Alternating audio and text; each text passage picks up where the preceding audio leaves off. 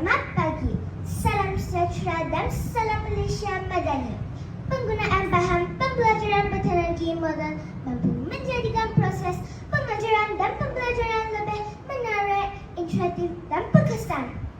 Hal ini bukan sahaja memenuhi keperluan murid abad ke-21, malah turut menyumbang kepada peningkatan mutu pendidikan negara.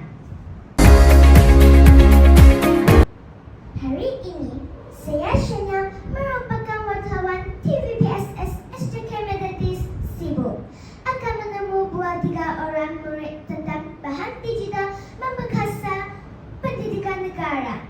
Mari kita sama-sama saksikan.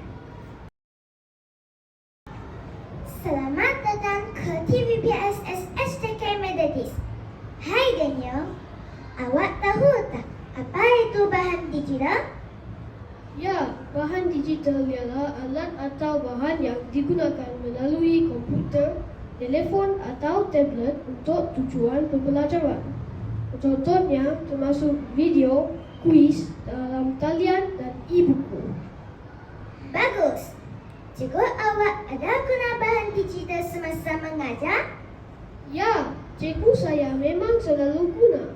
Cikgu sains tayangkan video eksperimen. Cikgu bahasa guna PowerPoint untuk ajar kawangan dan cikgu matematik buat kuis dalam talian seperti Quizizz.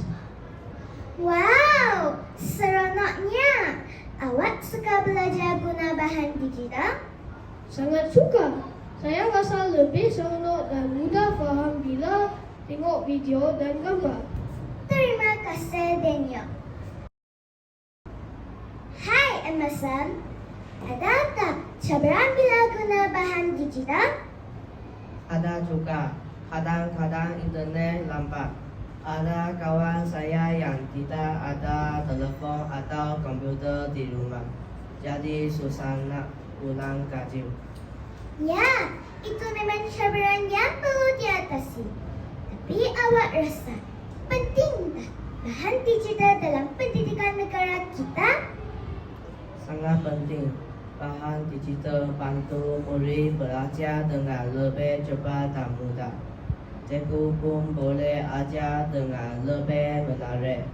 Kalau semua murid diberi peluang guna bahan digital, pendidikan kita pasti lebih maju.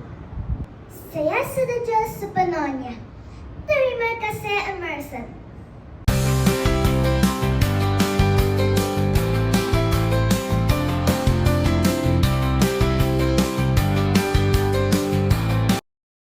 Hai Audrey, awak rasa bahan digital penting tak dalam pendidikan negara kita?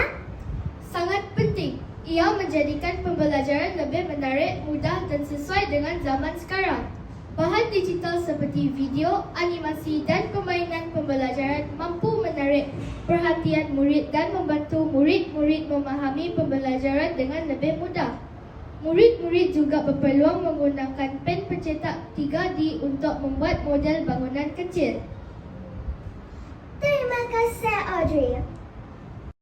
Murid-murid juga boleh menggunakan pen pencetak 3D untuk membuat model bangunan kecil, membaca buku cerita melalui rak buku maya SJK Methodist, menjalankan aktiviti pembelajaran di makmal komputer.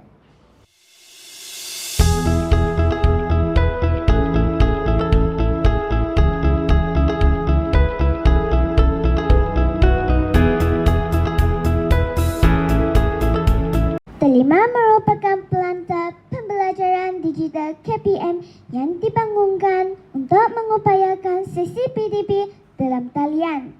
Delima membantu murid belajar sendiri dengan lebih berkesan.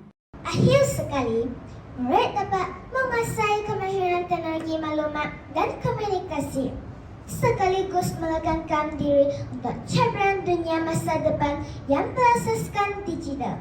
Sekian, terima kasih.